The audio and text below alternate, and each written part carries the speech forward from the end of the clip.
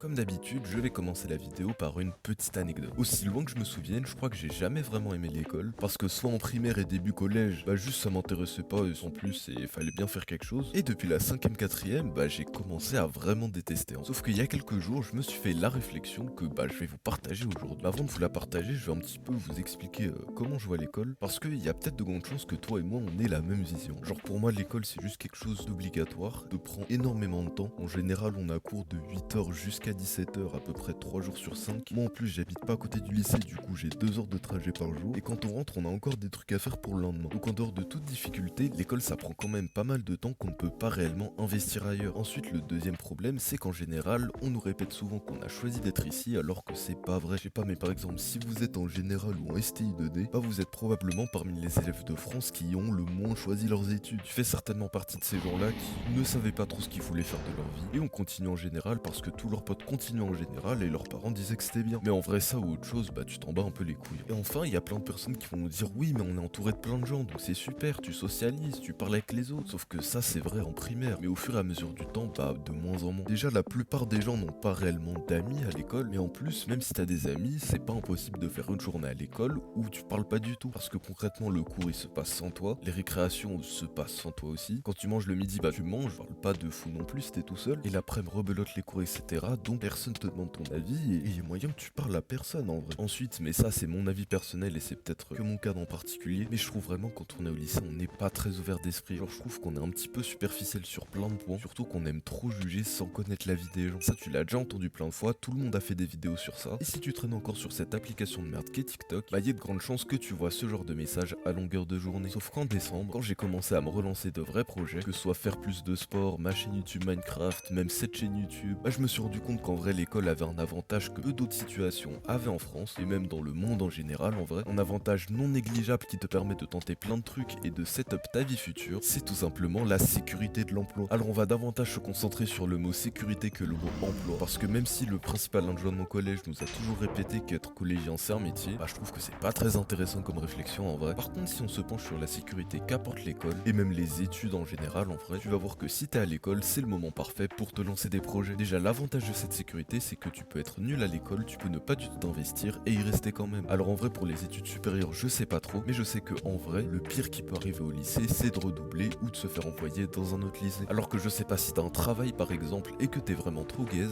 tu peux perdre ton travail et finir à la rue. Alors qu'avec l'école c'est le genre de choses qui peut pas arriver en vrai. Non seulement parce que comme j'ai dit plus tôt, tu peux pas te faire virer à part si tu es vraiment une dinguerie quoi. Et ensuite même si tu te fais virer, en vrai t'es un âge où t'as encore un taux. Alors que si tu te fais virer de ton taf, c'est beaucoup plus compliqué pour payer les factures etc. Ensuite le deuxième avantage de l'école c'est qu'il y a plein de ressources de disponibles, que ce soit du savoir, donc des livres, des professeurs etc. Mais également en vrai pas mal de matériel. Bon évidemment tu peux pas en faire tout ce que t'en veux non plus, mais au moins c'est là. Et enfin le dernier point le plus important c'est qu'à l'école tu n'es pas seul. En effet j'ai dit plus tôt dans la vidéo que la plupart des gens étaient superficiels, mais maintenant je suis pas hypocrite non plus, je suis pas en train de te dire que si tu regardes cette vidéo tu es spécial ou je sais pas quoi, mais la vérité c'est qu'on est tous un peu comme ça. De plus il y a forcément des gens dans ta classe ou au moins dans ton lycée qui te ressemblent et qui ont les mêmes objectifs que toi. Il faut juste faire preuve d'un petit peu de patience et de les trouver. Et donc du coup une fois qu'on a dit tout ça, c'est bien, oui l'école c'est pas aussi mal que ce qu'on dit, mais du coup qu'est-ce qu'on fait? C'est simple, c'est tout simplement utiliser le temps que tu as. La journée type d'un lycéen c'est quoi? C'est il se lève le matin à 7h,